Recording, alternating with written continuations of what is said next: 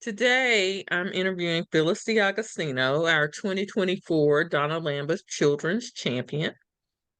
Each year, we honor an individual in our community who has shown a passion and commitment to improving the lives of children and families, and this year, our honoree is Phyllis. So, Phyllis, thank you for joining me today, and I just have a few questions to ask you to help people understand your commitment to early education, children, and families in Forsyth County. So, could you tell me a little bit about yourself, what inspires you, your previous work, current work, whatever you want to share about Phyllis? Do you have a long time? um, Gray hair entitles one to talk too much. Anyway, aside from the humor, thank you very much for this honor. I have to say it humbles me. Um, so that being said, and thank you for the opportunity to be honored. So your question is a complicated one, so I'll take it in steps because my head works better that way. So the question of what work have I done? I've done a lot of work. I've worked for 50 years, from graduating from college through deciding to leave paid employment and doing that stage of what I call only what I want to do. So I've done a variety of things. I graduated from Kent State with a degree in journalism and advertising. And so I've actually worked my first year out of college. I wrote ads for a major retail store, which I hated. um, and have done and found that almost everything you do, you need marketing. So it was not, education's never wasted. And then I went to grad school in community counseling and organizational development. And that, again, that's another topic that's relevant to almost anything you do. So the majority of my career, I think, has been spent working with families. When I was still in Ohio, I was a therapist. I worked at a community college as a counselor. And then we moved to North Carolina, and my career kind of took a new turn. And I started working in juvenile court as a life skills coach. And then many years worked doing parenting education. And that's how we met. Right. Was in that journey. So I have done parenting education for over 30 years. And that has been a wide range of things to do. Everything from teaching parenting classes to parents of newborns, to court-ordered parents, to parents who are in jail, to parents with teenagers who are in trouble for shoplifting. So the whole, and grandparents. So I've done a lot of parent education, but at one point in time, decided that you need to start at the beginning. And so made a switch probably 15 years ago to early childhood, like birth forward. Really.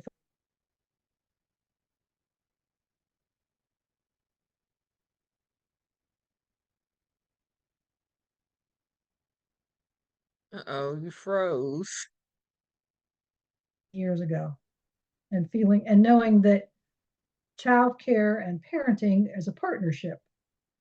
And so you have to work together. One can't do it alone. And my own children in childcare started that journey as well, with who will I hire and what do I need to look for, and is this a living wage, and do we share things in common, and not, I remember lots of stories with childcare providers. One provider, my son was a toddler, and her son was biting my son, and she's like, "You can't bring him anymore." And I was like, "Wait, let's not throw the baby in the bathwater. Let's go back." And so we worked it out, and because she was good and my son was happy there, and we figured it out. To doing people in my home, to centers. In fact, when I first moved to Winston-Salem in 1992, I found childcare for my 3-year-old through Child Care Resource Center, which was through a preschool program for the summer, and then after school care. And so I worked with you along, as a parent, as well as being involved in terms of volunteering over the years. I'll add two more comments and then we'll move on. In terms of work, my last job of paid employment was at Forsyth Medical Center with Novant Health for the community resource specialist, which was really like the perfect place to land. That was a place where I could advocate for families because the program provided home visits for new mothers, all new mothers. That was universal in providing support, making sure mom and baby were okay, and then finding out what was in the community to meet those needs. So I got to be in a variety of places and doing collaboration and helping families meet needs, but also growing things. And so that was kind of like the perfect place to land. And that answers the question about what inspires me. What inspires me, one of the things that I thought about in preparing for this was who or what has inspired me. And I think my grandmother inspired me in a way. As I remember, she used to say, always leave wherever you go better than when you arrived. That's right. And It's a so, good quote. Mm-hmm. And so I honestly believe I have tried to practice that. Even if I go stay at somebody's house, I make sure it's clean and do something a little to make it better. But I think meeting people and helping people do things, because not everyone can do everything. We all need help at times, and we can't do it alone. There's another quote: "You alone can do it, but you can't do it alone." and so meeting new people and planning things, putting things together to help our community and help, starting with one person at a time. That's kind of what inspires me. So I think I've kind of answered another question with that. Yeah. I think it's great that you have been so involved in the community and touched the lives of lots of families and childcare providers. I think everybody knows you, which is Uh, which is good. It has positive things to say. So that's even better. yeah, you don't want to be known for bad things. So This is true. yeah, I've gotten better over the years with zipping it. If I have something, some thoughts are not worth sharing. Right. And so True. in fact, it ties into early education and care. I remember when I was teaching, one of the things I did in my long journey was I taught a 200-hour class at Forsyth Tech on Wow. being a child care assistant. Okay. So this Mm-hmm. was a goodwill, and this was many years ago. And so I would have a group of students, and we'd learn about child development and taking care of them. And then we do lots of visits at child care centers, which your agency helped me facilitate. And then they'd have to do internships, short-term internships. So we would visit homes and centers and preschools, the whole 9 yards. And then they pick a couple places to shadow. And part of that was also having to teach them how to do parent-teacher conferences. And I remember a very important thing, which is when you talk to parents, and also being a parent educator, only talk to them about things they can do something about. Right. And so there are concerns that you need to talk about with families. And if we work together, it's better for everybody. But don't tell them stuff they can't do anything about. That just makes it worse. And so as a parent, as an educator, I think that that's also been something I've practiced, which is, listening and seeing everybody has the solution within themselves. Usually you just have to listen and help guide it. I can't tell you how to live, but if we talk, we might find your own solutions. So I think, That sounded like a great class. We might need to bring that back. We have a lot of turnover in the early ed field these days. And so having somebody who's a mentor to kind of guide the new staff, new people, new students, that might be something that we really need to think about doing again. well, I'll tell you, it's cross-cultural. I had lunch with a friend um, who used to work at Head Start, and she's a child early childhood specialist in Mhm. trauma-based, trauma-informed therapy, and she's done a lot of things. And we were talking, and I was telling her that I have done a lot of volunteer work in Nepal, which is, I have the privilege of traveling with my husband, and there's a daycare there, preschool there, that's got developed into a elementary school. And I've done things like taught their teachers how to do parent teacher conferences. And I've Mhm. done work with the families and the preschoolers, like when they have the orientation. This is what your 3-year-old can learn. This is how you can work at home with the child, and 4-year-old and 5-year-old. And even, in Nepal, talking with them about this is how you do a parent teacher conference.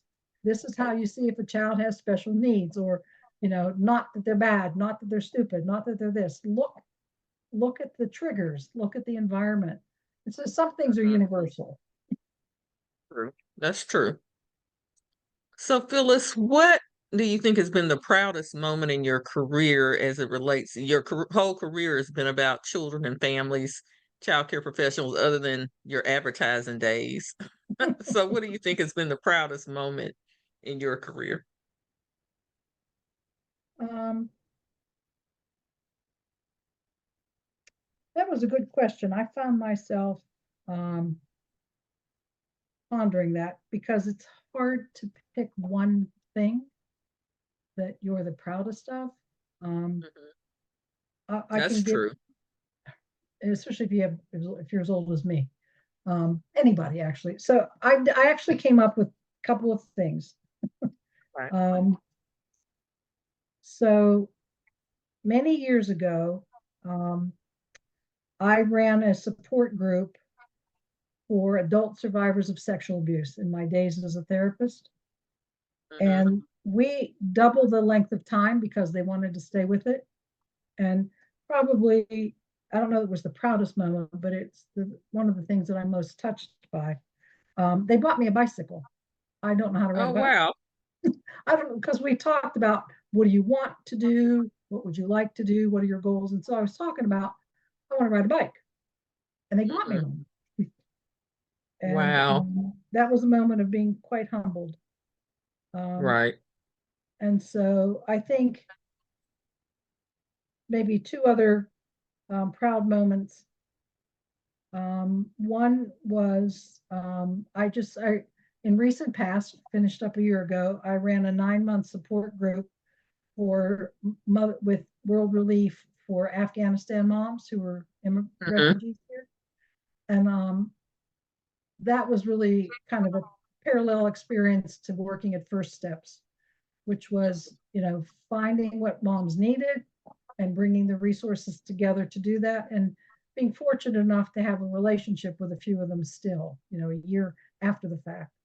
And so Oh, that's great. yeah, that's probably um, one of the proudest moments also.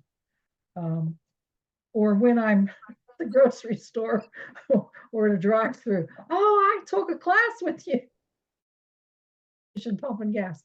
I've seen you, or at the roller rink with the kids or something, or at the park with the grandkids. Mhm.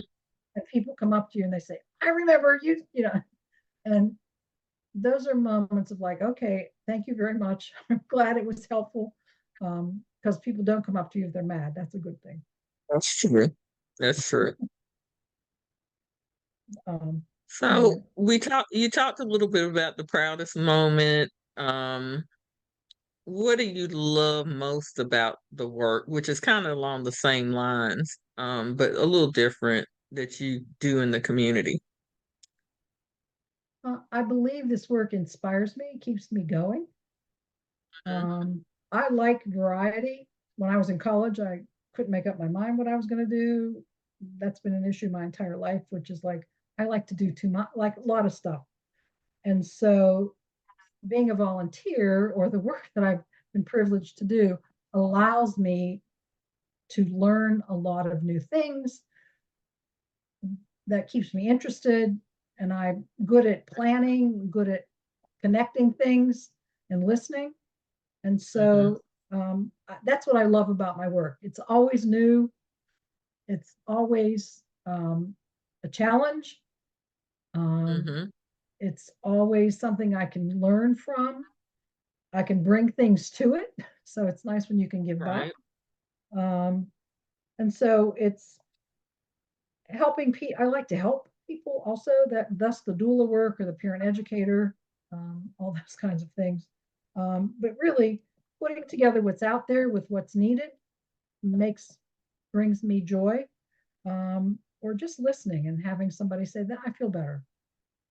Mm-hmm. Um, and sometimes it's just like I'm a volunteer at the YMCA doing conversation with someone who is a non-English speaker, and that's the highlight of the week sometimes because we talk about all kinds of stuff. And so I learn about another country and can talk about America, Winston-Salem, just be Mm-hmm. surprised by things. So I think that's probably what I love the most. Um, Yeah, I think a lot of times we take things for granted. We don't realize, how good we have it, even though we aren't happy with everything in our country. We really do have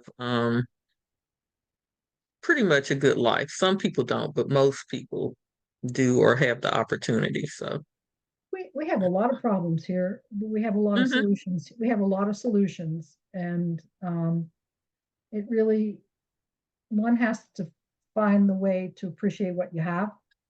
And that's right. probably maybe another thing that I have really enjoyed about all my life is that I've gotten to be in a lot of places with a lot of kind of people and hmm and know that we have more in common than we have different. Right. Most of the time that works out fine, but some of the time it's a bit of a challenge, but that's okay. Um, and I've just had the privilege and the honor of meeting people from lots of parts of town, lots of Right. different places and countries, and um, it just makes me feel it's worth living this way. Maybe that's hmm another part of it. Right. So, what are the biggest challenges? You talked a little bit about lots of problems, we can come up with solutions, biggest challenges in Winston-Salem concerning access to early education, um, and ideas that you might have to help advocate for change, in that area. So actually, all of that came together with an event that you and I were at. Um, Hmm so it's been one of the things I've really enjoyed doing is being on the board at Child Care Resource Center. And I got myself a consultant to help me, like a coach, because you're I love Child Care Resource Center, has a special place at my heart and has for many years. But whenever And you're a we leader, appreciate you. well, whenever you take on a leadership role, and sometimes you think, now, why the hell did I open my mouth to say yes? But that's Right. another story for another time. But I, I don't always have the answers, and even though I'm older and experienced, there are lots of ways to solve problems, and so I sought out some mentoring, some counsel, um, and so one of the outcomes of my tenure with Child Care Resource Center and our strategic planning process, the board some years ago said, we need an advisory council. We need a group of mentors, like a think tank. And so I've had the privilege with Carl Yenna to co-chair that and with you. And we had our hmm second meeting, and the goal, which was your idea, was to talk about how can we advocate for childcare, for early education and care. And I just typed the brainstorming notes. And so I walked away thinking, oh my God, there's so much wisdom in these thoughts. And it talked hmm about what are the challenges, what are some solutions, what can we do? And and some of them you've heard for years, Right. and some of them are more recent. So to answer that question, I think the biggest challenges that faces childcare in our community are national issues, but access to care, hmm living wages for the teachers, um, a system. I think Dean Clifford identified this. There's no system for childcare, and we need a system because it starts at the beginning. Early childhood is key to everything. That's why I went into doula work and doing childbirth classes, is because if kids start, I was a parent educator, and I learned that really it's better if you do prevention. I worked in Mhm. child abuse and all that. And so if we get off to a good start, it's a whole lot better.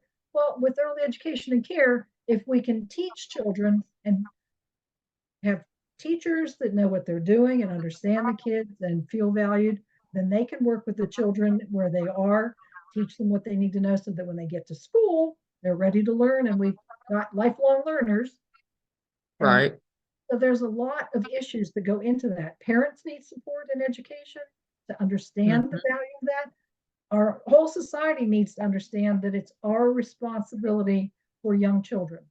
There's a quote from Japan that I remember that said, maybe it's not from Japan, I found it when I was doing a project there, which was, you can tell the state of a culture by how they treat their children, their babies, and their new mothers. We have a long Yeah. way to go here.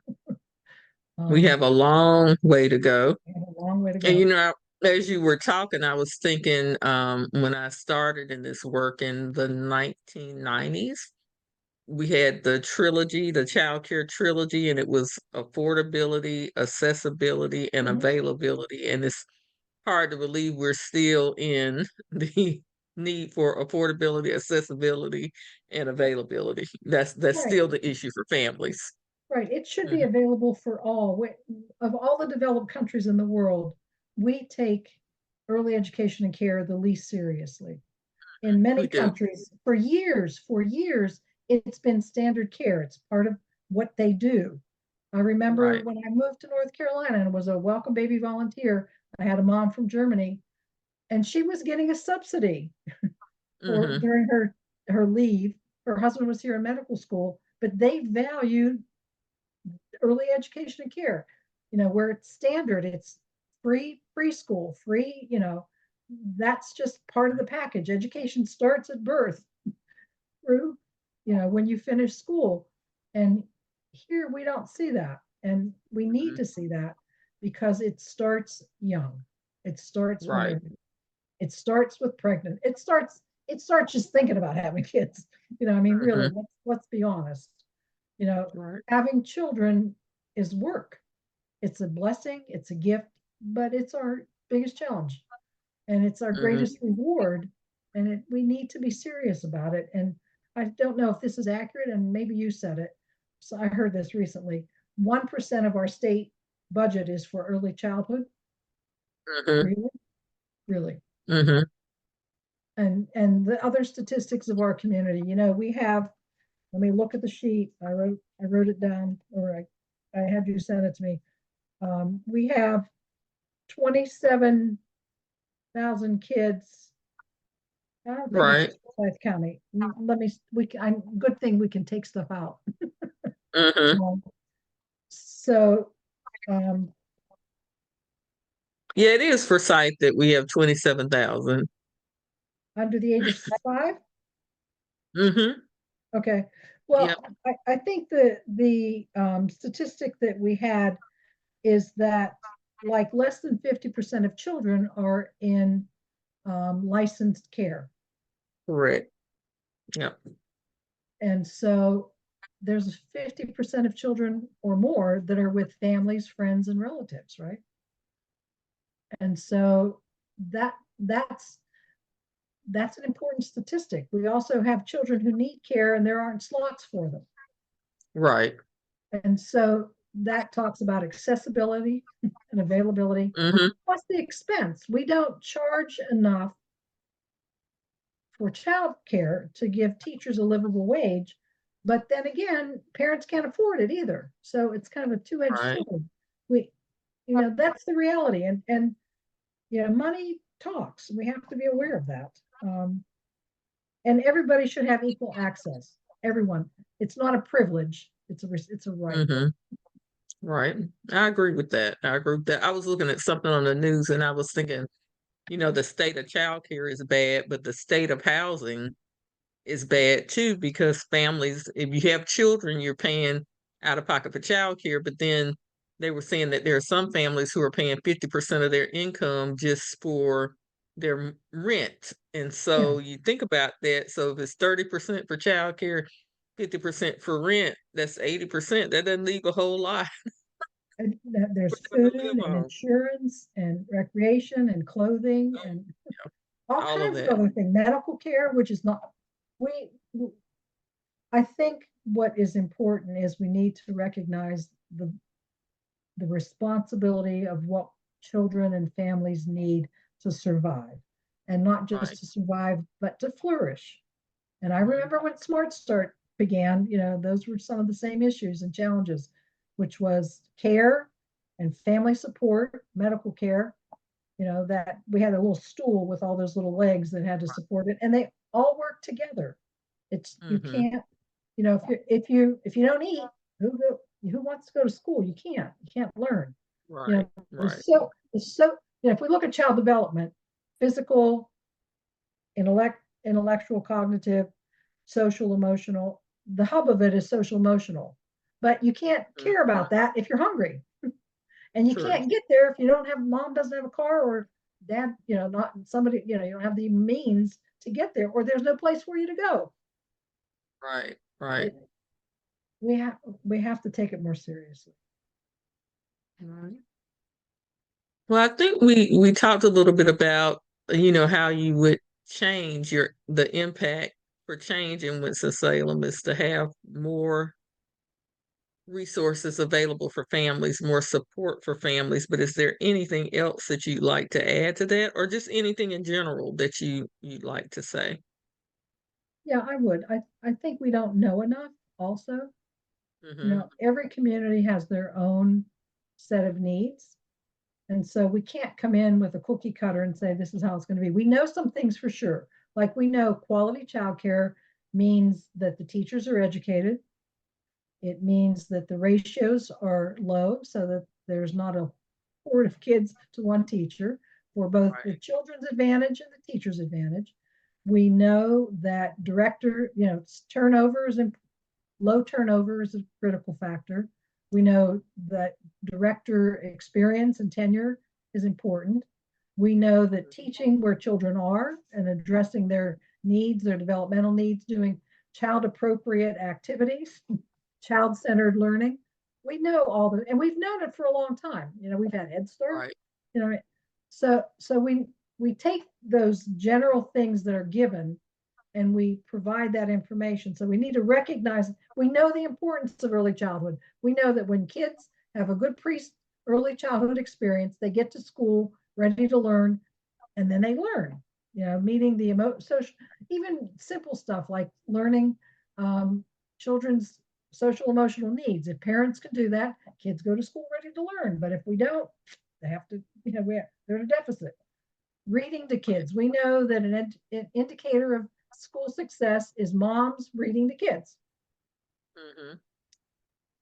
And there's a lot of givens that we know, but we don't, every community is different. And Right. so Right. we need to um, help parents and providers work together for that. Like Child Care Resource Center has a wonderful program, Family, Friends, and Neighbors, which I Mm-hmm. believe is the correct title, right? And Yes, so that's correct. that program is geared toward that 50+% of kids that are not in licensed care. So teaching their providers, their caregivers, let's not watch TV all day. Let's go to the grocery and learn this, or let's go outside and do that. Let's do kinder music. How we're going to do laundry. Well, we can do some math with that, or the Right. importance of a walk, being outside. Not rocket science, but valuing it, letting people know, empowering them. So, we need to get that community educated. We need teachers to understand relevant education. We also Mm-hmm. need to get providers, people who turn. Well, I think we were talking at the advisory council. One of the myths that parents have is that if they go to preschool, if they go to daycare, they're going to get sick. So we have to keep them home. We also know that the earlier they're exposed to things, the healthier they'll be in the long run. And so we need to get Right. pediatricians and nurses to teach that. We also need to help put the support in place so teachers can do their job. They can't be everything for everybody, just like parents can't be everything for everybody. You were saying if 80% Right. of your income goes to the roof on your head and getting them to school, well, you still have to eat, you still need medical, I mean, all the other things that go into life. Right. So I think we need to do some community conversations because not every parent, childcare is not the answer for everyone, but quality care, no matter where they are, is for everyone. Right. Right. Right? And so if Well, I'm and watching being a able to family, provide go being ahead. able to provide families with those resources Yes, and information is yes. key as well. Yeah. Yeah. So those messages need to be given to grandparents, to neighbors, to parents, and whatever the family structure looks like. Mm-hmm. And so, and we all need to recognize that it's our responsibility to help families and children to be ready because, you know, sometime down the road, I was just talking to a friend and she said she used the same example when her story sometimes, you know, when you're whatever age you are, those little kids in 10 or 20, in 20 years, they're going to be the ones that are taking care of you if That's you're in right. extended care. And that's really kind of a bizarre way to put it, but you know, children are the beginning of all of our lives. Mm-hmm. And we have a responsibility to them, whether they're ours or not. Right. And it shows in everything we do. They might be the ones that come up with the cure for cancer. They might be the one who drives the bus for us to get in Mm-hmm. when you know our car's not working anymore and we have to do that. They might be the ones who are at the grocery store and when I who will take my groceries to my car, you know, or just directing traffic and saying this is the way you go. Who knows? Right. No matter which career path you take or where you come from, we want everyone to have a good start and a fair chance. And that's our responsibility. I agree. Well, thank you so much, Phyllis, for your time today. I think I learned some new things, even though I've known you a while and you served as our board president and you've been a great leader for Child Care Resource Center. I think I learn new things about you every time I hear your story and every time we talk. And so I really appreciate your passion and your commitment for the children and families in our community. Well, I learn anytime we chat too. I'm, it's been a great journey. And maybe that's part of it too. Life is a journey. And, you know, just seeing that we have to find our joy. It's Yeah. it's not handed to us. And we have a responsibility to share with others if we're blessed to get to have what we have. And so, you know, I grew up in a family where English was the second language, and Mm-hmm. my mother's parents raised me, and my grandfather went to school to third grade, and my Oh, grandmother wow. never went to school, and he went to school in Italy. And Mm-hmm. so, and no one in my family went to college before me went to college, Oh, um, okay. let alone being female.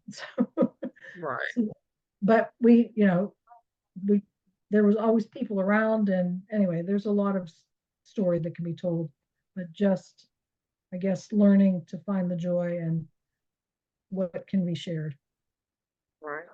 Well, and sometimes you have a family that you know, can provide that mentorship, that, you know, information to the next generation about how you raise children and how you support children, and then sometimes you don't. And so, And you know, yeah, I was, you know, my mom died when I was 5, but my grandparents, hmm, it was expected that they take care of right, us. That right, was, right. but there are lots of people who I've known over my life who haven't had that. You know, Yeah, life's not always that straightforward or that way, and there's not a right way or a wrong way to do this, but we have to provide the ways. right. And Mhm. so, um, All right. Well, thank you. well, thank you, and I will see you soon. Okay.